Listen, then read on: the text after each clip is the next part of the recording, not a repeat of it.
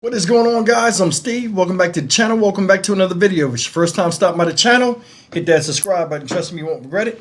You're a returning subscriber as always, guys. Welcome back, and I do appreciate support.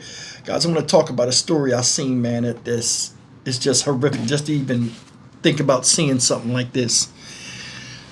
The story we talking about today is out of Orange County, Florida. Shout out Orange County, and it's about this young man right here who just basically threw his life away, in my opinion.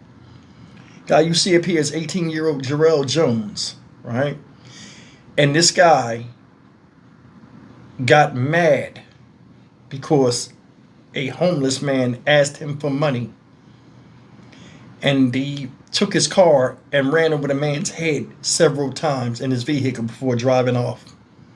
Now, as you can see, he's been arrested. And the person miraculously survived.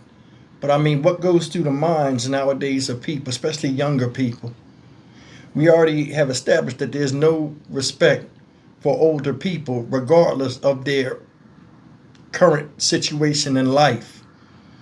And it's just upsetting that at his young age, he thought this was feasible to do, as if nothing would happen afterwards.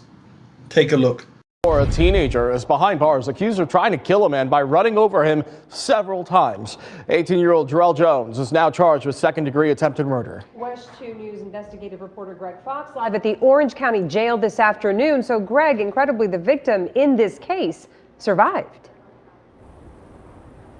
Yeah, when you think about it, with the injuries to his head, to his body, it is incredible that he did survive, although he is having some memory issues, so his medical condition going forward is unknown. As far as the immediate future for Jones here in the Orange County Jail, he's not going anywhere.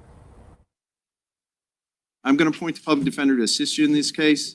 Jarrell Jones has no prior adult criminal record, but the 18-year-old could be facing serious prison time if convicted of the crime for which he's now charged, attempted second-degree murder. He was ordered held without bond pending a hearing in the coming days. Your attorneys will be filing a bond motion, and that will be heard in front of the judge on your case, okay?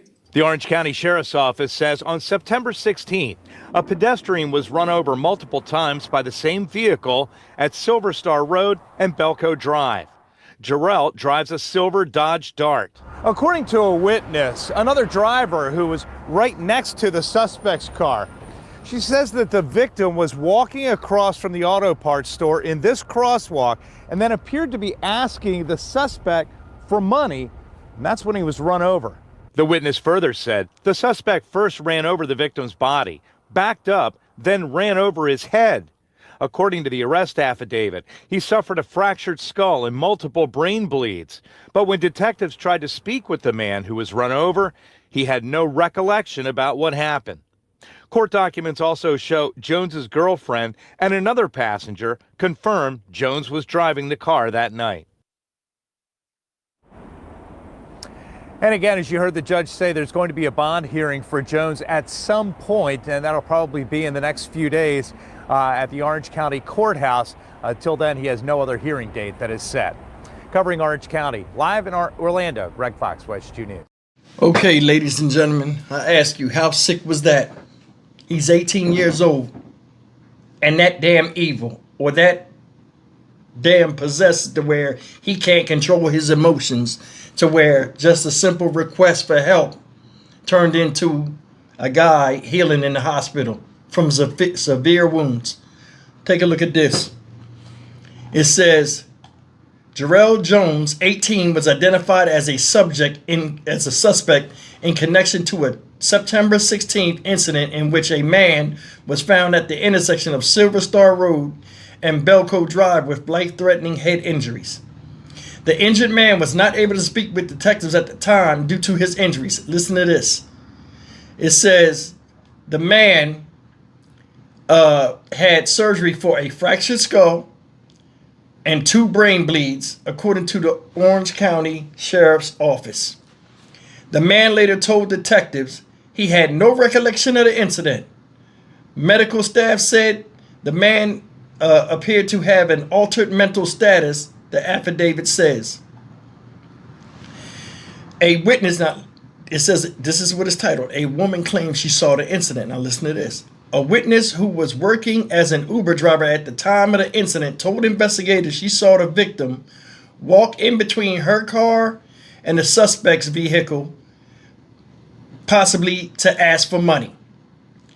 The suspect turned his car and drove towards the man, knocking him over, driving over his body. The sheriff's office said the witness told them. The suspect then drove forward over the man's head, then reversed over his head. The witness told deputies. The suspect then sped away. The witness described the suspect's vehicle as a new model silver sedan with tinted windows and a Puerto Rican flag hanging from the rear view mirror. Deputies used traffic cameras to identify the car. After viewing the footage, they saw a silver Dodge Dart driving in the center lane and made a stop at the parking lot. On September 30th, deputies made a traffic stop to conduct the search warrant. Jones was the driver, the affidavit said. Jones, his girlfriend, and another man were in the car during the traffic stop and during the September 16th incident, deputies confirmed. So there were 3 people in the car when this happened. Authorities questioned Jones about the September 16th event, in which he said he remembered going to a food lotto and denied ever seeing the victim and having any involvement with hitting his body. Now the deputies speak to the passenger. This contradicted a statement from the male passenger who told deputies they were on their way to McDonald's on September 16th and were at a red light when an unknown person approached the vehicle. The man was yelling and standing in front of the car. The man told deputies he said he blacked out and didn't remember anything until they got back to Jones' house.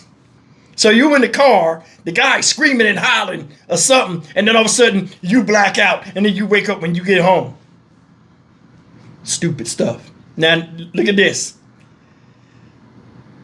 Investigators later searched the passenger's phone, whose searches included ways to cover up a hit and run. Deputies said conversations from the time of the incident were also deleted, the affidavit said. So he got rid of all the information I'm talking about it. Now, here come the girlfriend. Suspect girlfriend said it was intentional. The girl told.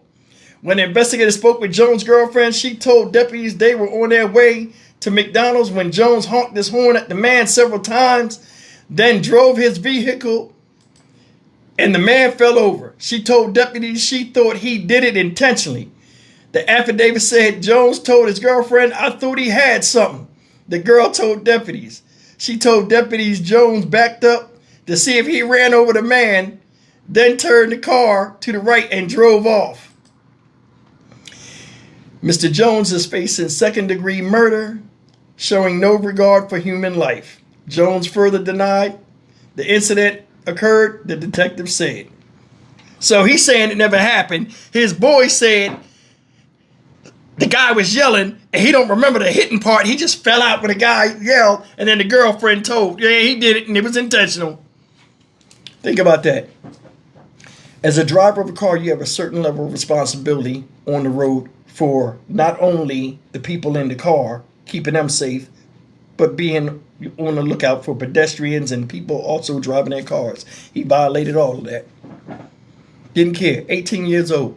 Another thing is this. How many of you women would see a man run over a man, back up over him, run over him again, and still stay with him? Think that's a quality man to follow the leadership of and build a good life with, or be the father of your children? How many women would stay with a person like that? It's crazy nowadays how people come together and stay together after the stupidest shit. Then you got a boy in there that's going to lie for you, but don't even know how to lie right, and he looks stupid too.